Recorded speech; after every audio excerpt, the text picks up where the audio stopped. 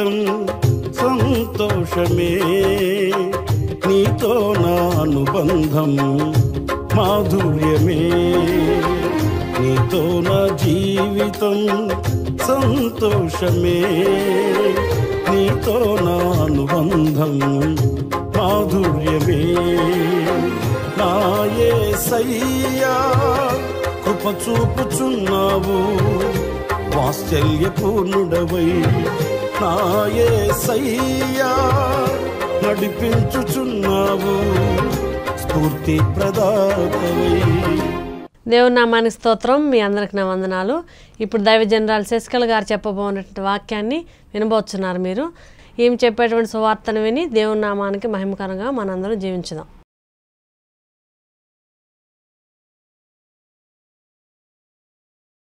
దేవుని నామానికి స్తోత్రములు. మరొకసారి ఈ యొక్క వాక్యాన్ని మీతో పంచుకోవటానికి దేవుడు నాకు ఇచ్చిన గొప్ప ధన్యతను బట్టి స్తోత్రాలు చెల్లిస్తున్నాం. చిన్న ప్రార్థన చేసుకుందాం. స్తోత్రములు తండ్రి, పరిశుద్ధుడా నీకు స్తోత్రాలు. మహోన్నతుడా, మహాగణుడా, మృత్యుంజయుడా నీకు స్తోత్రాలు చెల్లిస్తున్నా. అయ్యా, నీ వాక్యాన్ని చెప్పడానికి నాకు ఇచ్చిన ఈ ధన్యతను బట్టి స్తోత్రాలు. దేవదూతలకు లేని ధన్యత ప్రభా ధూళినైనా నాకు అనుగ్రహించిన దాన్ని బట్టి స్తోత్రాలు చెల్లిస్తున్నాం. ప్రతి బిడ్డకి నాయన వినగల హృదయం వాళ్ళకు దయచేయండి. ఈ వాక్యాన్ని ప్రభా చెప్పుచుండగా మీరే నాతో మాట్లాడండి తండ్రి. నీ సిలువ చాట్ల నన్ను మరుగు చేసుకొని ఆయన నాకు బోరగా ఉండి మాట్లాడు తండ్రి. నీ జ్ఞానముతో నన్ను నింపయ్యా, సహాయం చేయను ఆయన. మీరే నాతో మాట్లాడు తండ్రి. మీరు మాట్లాడకపోతే నేను మాట్లాడలేను నాయన. మీరు నాతో ఉండి మాట్లాడండి, సహాయం చేయండి. ప్రతి బిడ్డను నాయన వినగలిగిన హృదయము, గ్రహింపగలిగిన హృదయం ప్రతి బిడ్డకు దాయిచేయవలని యేసయ్య పరిశుద్ధ నామములో అడుగుచున్నాను గొప్ప పరమ తండ్రి. ఆమెన్. దేవుని నామానికి స్తోత్రములు కలుగునుగాక. మరి ఈ దినమన వాక్యముని చూసుకుందాం. శరీరము అక్షయమైనదిగా లేపబడటం.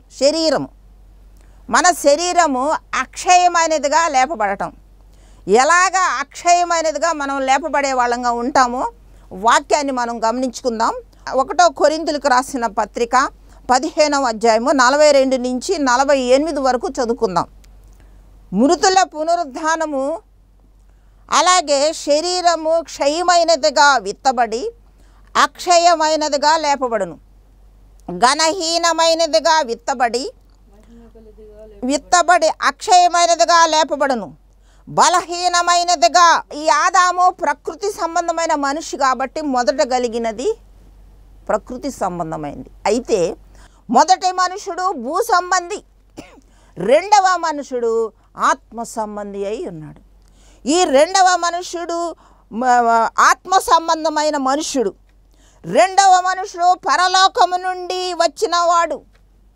ఈ రెండవ మనుషుడు పరలోకము నుండి వచ్చినవాడు. మట్టి నుండి పుట్టినవాడు ఎట్టివాడో మట్టి నుండి పుట్టినవారును అట్టివారే. ఈ మట్టి నుండి పుట్టినవారు ఎట్టివారు, మట్టి నుండి పుట్టినవారు కూడా అట్టివారే. ఆదాముని మొదట యేసయ్య మట్టితోటి తయారు చేశాడు. ఆదాముని మట్టితో తయారు చేసి తన నాసికా రంధ్రములలో ఆయన ఆత్మను ఊదినప్పుడు ఆయన బ్రతికి జీవించాడు, లేచాడు. ఆయన నాసికారంధ్రములో జీవాత్మను ఊదగా ఆయన బ్రతికాడు. మనము వాక్యాన్ని బాగా గమనించినట్లయితే అపోస్తుడైన పౌలు గారు అంటున్నారు, ఆదాము మొదట మనుషుడు, జీవించు ప్రాణి ఆయనని చెప్తున్నాడు. కడపటి ఆదాము జీవింపజేయ ఆత్మ. కడపటి ఆదాము ఎవరు? కడపటి ఆదాము మన క్రీస్తు, యేసు ప్రభు అయిన క్రీస్తు జీవింపజేసేటువంటి ఆత్మగా ఈ లోకానికి వచ్చాడు. కడపటి ఆదాము జీవింపజేయ ఆత్మ. మొదటిగా మనము తల్లి గర్భములో నుండి వచ్చినప్పుడు మన యొక్క శరీరము క్షయమైనదిగా వచ్చింది. మన శరీరము తల్లి గర్భం నుంచి వచ్చినప్పుడు క్షయమైనదిగా మనం బయటకు వచ్చాం, పుడతాం. అయితే మనం అక్షయతను ఎలాగ ధరించుకుంటాం, అక్షయతను ఎలాగ ధరించుకోవాలి? మనం అక్షయులుగా మనం లేపబడాలంటే మన శరీరం ఏ విధముగా ఉండాలి అంటే పరలోకము నుండి వచ్చిన మనుష్యుని మనము వెంబడించాలి. పరలోకము నుంచి వచ్చిన మనుషుడు యేసయ్యను మనము అనుసరించాలి. ఆయన అనుసరించి ఆయనలో అంటుకట్టబడి ఉండాలి. యేసు ప్రభువులో మనం అంటుకట్టబడి ఉండి ఆయన ఆజ్ఞలను కట్టడల్ని అనుసరించి నడుచుకొని ఈ భూ సంబంధమైన విషయాలన్నింటికి మనం చాలా దూరంగా ఉండాలి.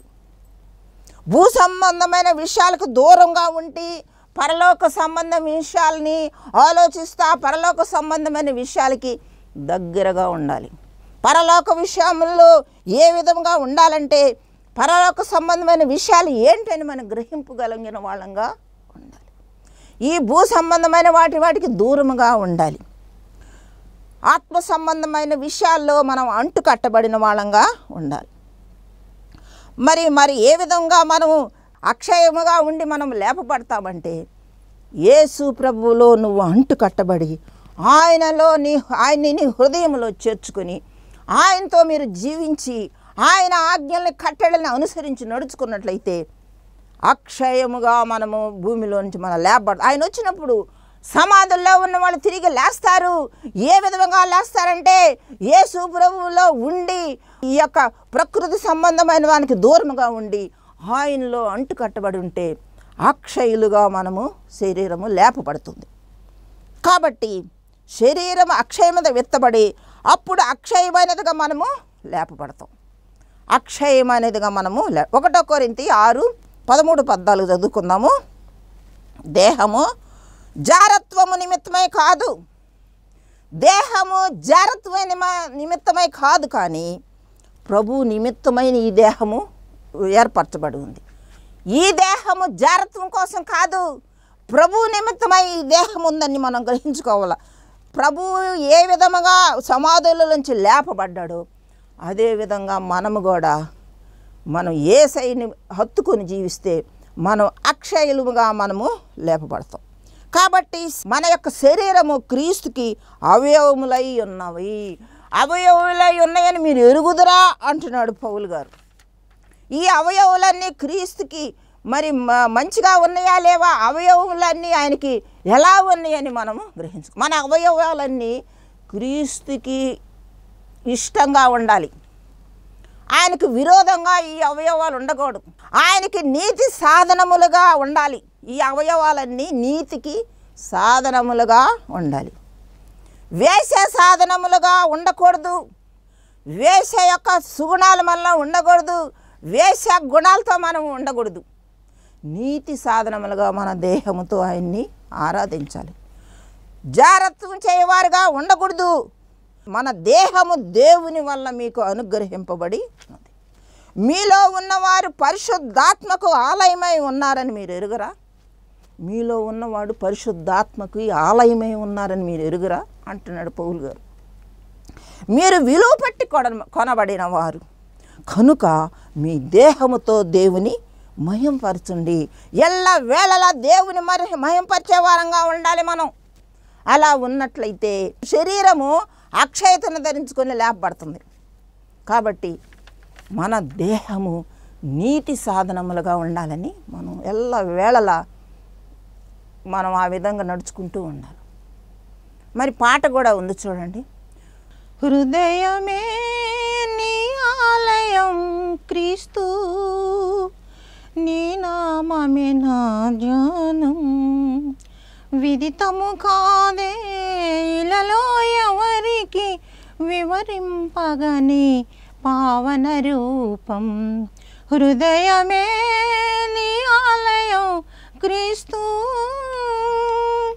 మంచి మనిషిగా బ్రతకాలని, మంచిని మనసులో పెంచాలని, మంచి మనిషిగా బ్రతకాలని, మంచిని మనసులో పెంచాలని, సిలువలో నీవే మరణించి, సిలువలో నీవే మరణించి, మృత్యువునే నీవు ఎదిరించి పరమున చేర్చిన దేవా, శరణు శరణు ఓ ప్రభువా. హృదయమే నీ ఆలయం క్రీస్తు, నీ నామమే నా ధ్యానం విదితము కాదే ఇలలో ఎవరికి వివరింపగనే పావన రూపం హృదయమే నీ ఆలయం క్రీస్తు. మన హృదయము ఆయన ఆలయంగా ఉండాలి. ఆయన ఆలయంగా ఉండి నీతి సాధనములుగా మన యొక్క అవయవాల్ని ఉంచుకోవాలి. దేవుని మహిమ కొరకు మనం జీవించే వేళలా ఆయన మహిమ కొరకు జీవించే ఆత్మ సంబంధమైన శరీరముగా మనము లేపబడాలి. ఆత్మ సంబంధమైన శరీరంగా మన శరీరం అంతా మార్చబడాలి. ఎప్పుడు కూడా దేవుని స్తుతిస్తూ ఆరాధిస్తూ ఉండాలి. చూడండి, రోమీలకు రాసిన పత్రిక 8వ అధ్యాయము 10-11 చదువుకుందాం. క్రీస్తు మీలోనున్న ఎడల మీ శరీరము పాపం విషయమై మృతమైనది, కానీ మీ ఆత్మ నీతి విషయమై జీవము కలిగి ఉన్నది. మృతులలో నుండి యేసుని లేపిన వాని ఆత్మ మీలో నివసించిన ఎడల మృతులలో నుండి క్రీస్తు యేసును లేపిన వాడు చావునకు లోనైన మీ శరీరములను కూడా మీలో నివసించుచున్న తన ఆత్మ ద్వారా జీవింప. చూడండి, మనము వాక్యాన్ని బాగా గమనించినట్లయితే క్రీస్తు మీలో జీవించిన ఎడల, క్రీస్తు మనలో జీవించాలి. క్రీస్తు నీలో జీవించకుండా అటుగా ఇటుగా ఉంటే క్రీస్తు మీలో జీవించడు. ఒక అడుగేమో లోకంలో, ఒక అడుగేమో దేవుల్లో ఉన్నట్లయితే క్రీస్తు మీలో జీవించడు. నువ్వు వెచ్చగానైనను చల్లగానైనను ఉండాలి, కానీ నులివెచ్చని జీవితం నీకు పనికిరాదు. క్రీస్తు మీలో నున్న ఎడల మీ శరీరము పాపం విషయమై మృతమైద్ది. మన శరీరము పాపం విషయమై మృతి చెందుద్ది. యేసయ్య మనలోకి వచ్చినప్పుడు మనలో ఉన్న పాపం అంతా వెళ్ళిపోయిద్ది, మృతమైపోద్ది పాపం. కానీ మీ ఆత్మ నీతి విషయమై జీవింపజేస్తుంది. యేసు ప్రభువును మనం ఎప్పుడైతే అంగీకరిస్తామో అప్పుడు మనలో జీవింపజేస్తుంది ఆయన ఆత్మ. ఆత్మ నీతి విషయమై జీవింపజేస్తుంది. నీతి విషయమై ఆత్మ జీవింపజేస్తుంది. మృతులలో నుండి యేసుని లేపిన ఆత్మ, మృతులలో నుండి యేసయ్యను లేపిన ఆత్మ ఏమాత్మది? నీతి విషయమైన ఆత్మ, పరిశుద్ధాత్మ. ఆయన లేపిన ఆత్మ మీలో నివసించిన ఎడల, ఈ క్రీస్తులో ఉన్న ఆత్మ మనలో కూడా నివసించిన ఎడల, మృతులలో నుండి యేసుని లేపిన ఆత్మ, ఆ ఆత్మ చావునకు లోనైన మీ శరీరంలో కూడా ఆయన లేపుతాడు. ఆ శరీరంలో కూడా మనల్ని కూడా పైకి మనం లేస్తాం. ఆ ఆత్మ మనలో నివసించిన ఎడల, ఆ ఆత్మ ద్వారా క్రీస్తు యేసుని లేపిన ఆత్మ మనల్ని కూడా లేపిద్ది. దేవుడు వచ్చినప్పుడు మనము ఆయన లేపబడిన వాళ్ళంగా ఉంటాం.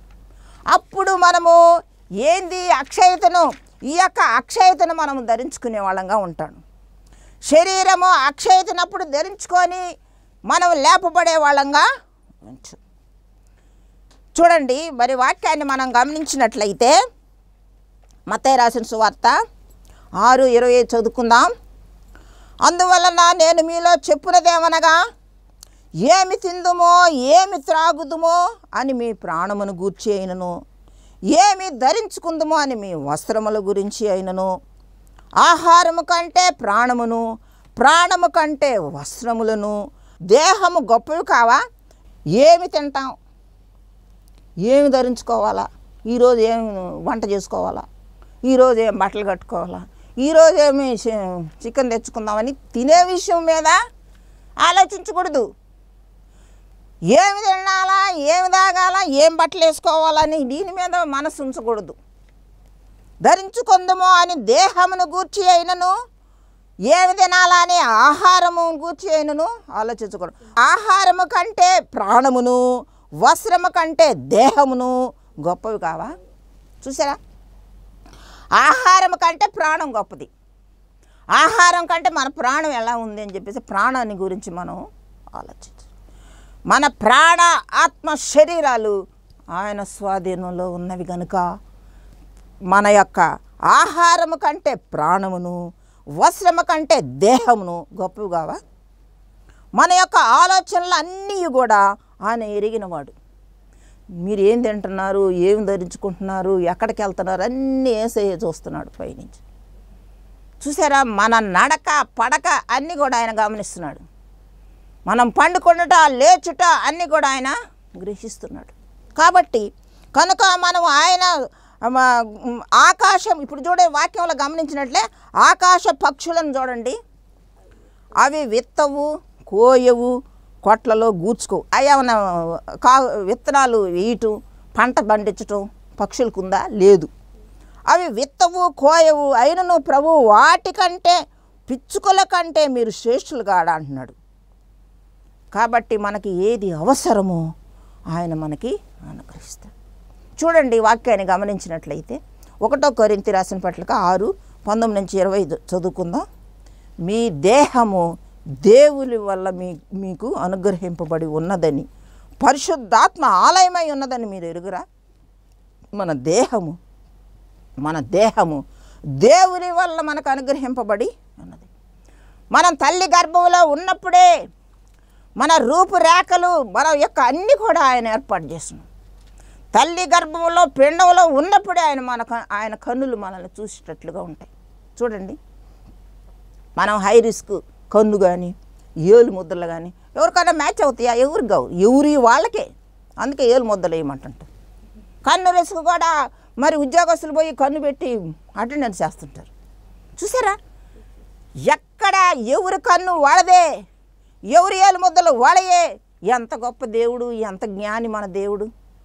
అలాగా మనల్ని సృష్టించాడు ఆయన. మీ దేహము దేవుని వల్ల మీకు అనుగ్రహింపబడి ఉన్నది, పరిశుద్ధాత్మక ఆలయమై ఉన్నారని మీరు ఎరుగరా? పరిశుద్ధాత్మకి మనం ఆలయం అన్నాం. మీరు మీ సొత్తు కాదు, విలువ పెట్టి కొనబడిన వారు. మనమే కాదా అనుకుంటున్నాం. మనం ఎట్టంటి వాళ్ళం అంటే విలువ పెట్టి కొన్నాడు ఆయన. మనం విలువ పెట్టి కొనబడిన వారు కనుక మీ దేహముతో దేవుని మహిమ పరచండి. మన దేహము దేవుని వలన మనకు అనుగ్రహింపబడి ఉన్నది అంటున్నాడు. మన దేహము దేవుని వల్ల మనకు అనుగ్రహింపబడి ఉన్నది. కాబట్టి మన దేహముతో, మన నోటితో, మన శరీరం అవయవులతో ఆయన మనం ఎల్లవేళ కొలిచే వాళ్ళంగా ఉండాలి. ఆ విధంగా కొలిచినట్లయితే మనము ఆయన ఆత్మని మనం పొందుకొని మనం ఎప్పుడు మరణించినా కానీ మనం ఎలాగంటే అక్షయతను ధరించుకొని అక్షయులుగా మనం లేపబడతాం. అక్షయతను ధరించుకుంటాం. ఈ శరీరము అక్షయతను ధరించుకొని లేపబడుతుంది. ఎప్పుడైతే ఆయన మన హృదయంలో చేర్చుకొని ఆయన ఆరాధిస్తూ ఉంటామో, శరీర సంబంధులుగా కాకుండా ఆత్మ సంబంధులుగా మనం ఎప్పుడైతే ఎదుగుతూ ఉంటామో అప్పుడు అక్షయతను ధరించుకొని లేపబడే వాళ్ళంగా ఉంటాం. ఎప్పుడు కూడా ఆయన్ని మనం ఆరాధించే వాళ్ళంగా ఉంటాం. ఆత్మ సంబంధమైన అనుభవంలో ఉంటాం.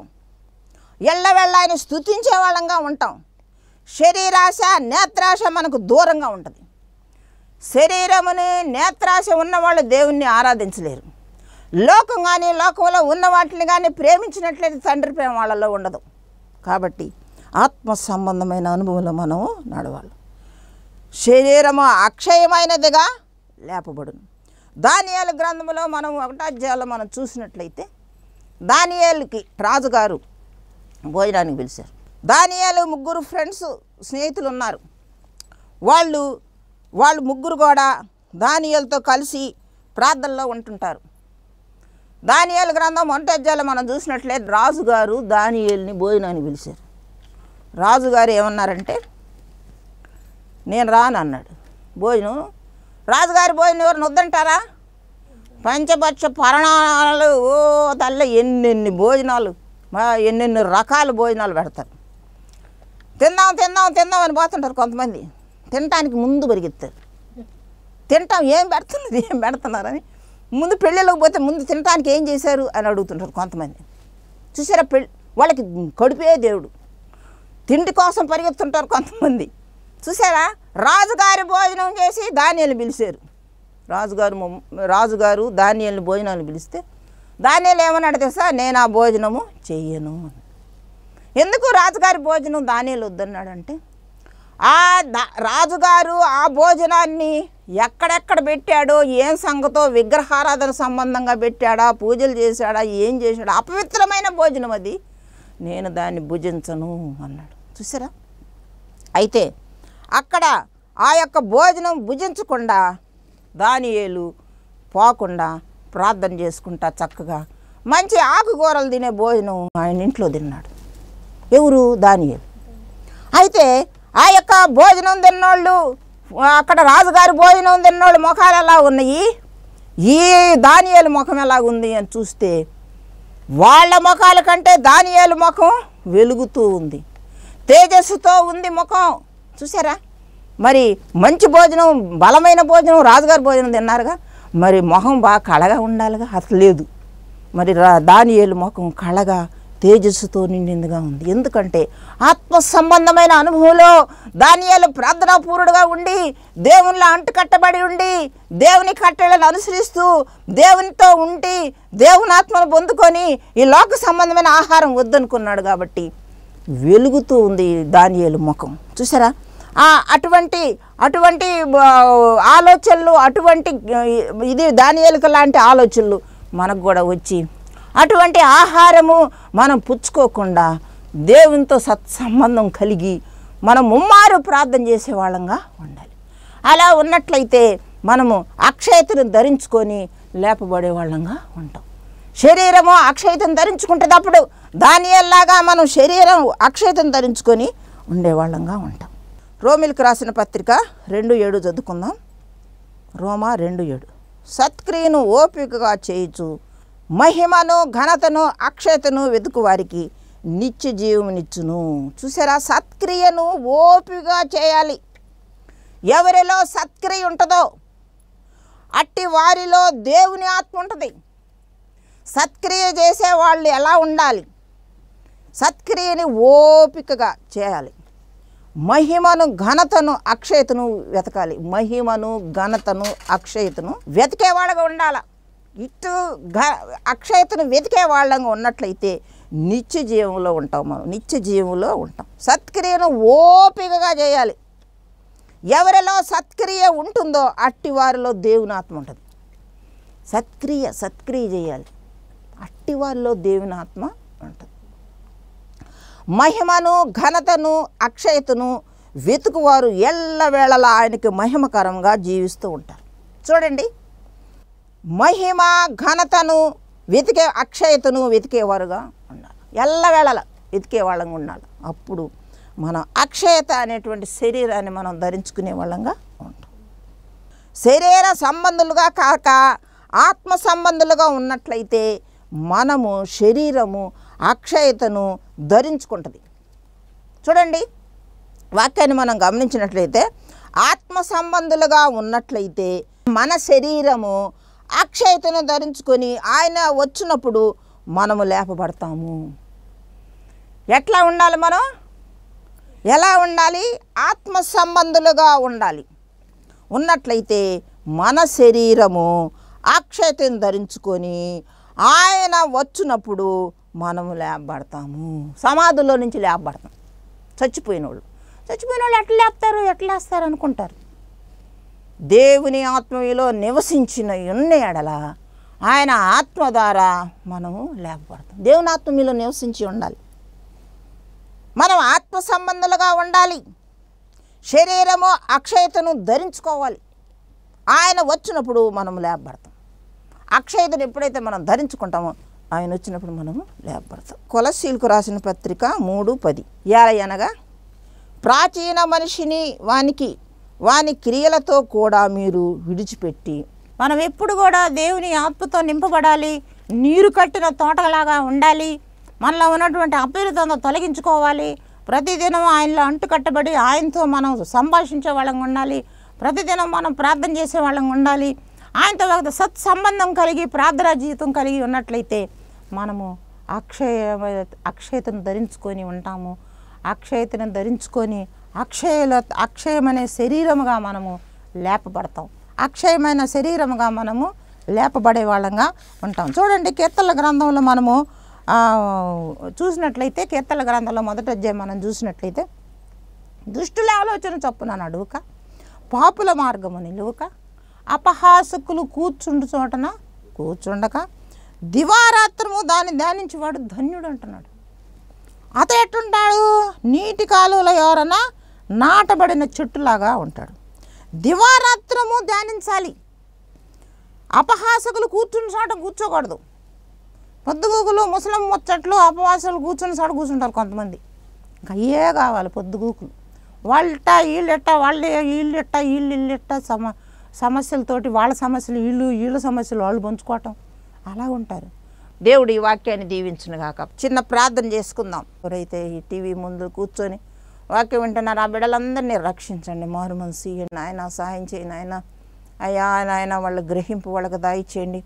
మారు మనసు లేని వాళ్ళకి మారు మనసు కలుగు చేయండి. ఎవరైతే అనారోగ్యంతో ఉన్నారో వాళ్ళు ముట్టండి, తాకండి, స్వస్థపరచండి నాయన. అయ్యా ఈ వాక్యానికి మీరే నీరు కట్టి ఫలింపజేసి నీ నామానికి మహిమ గంతా ప్రభావాలు ఆరోపించుకోవాలని యేసయ్య పరిశుద్ధ నామములో అడుగుచున్నాన్న గొప్ప పరమతండ్రి. ఆమేన్. ఇంతవరకు ఈ వాక్యం విన్నారు కదా. ఈ వాక్యము వినుట వలన మీరు బలపడ్డారని విశ్వసిస్తున్నాం. మరిన్ని వివరాల కోసం మా ఫోన్ నెంబర్ 8897194858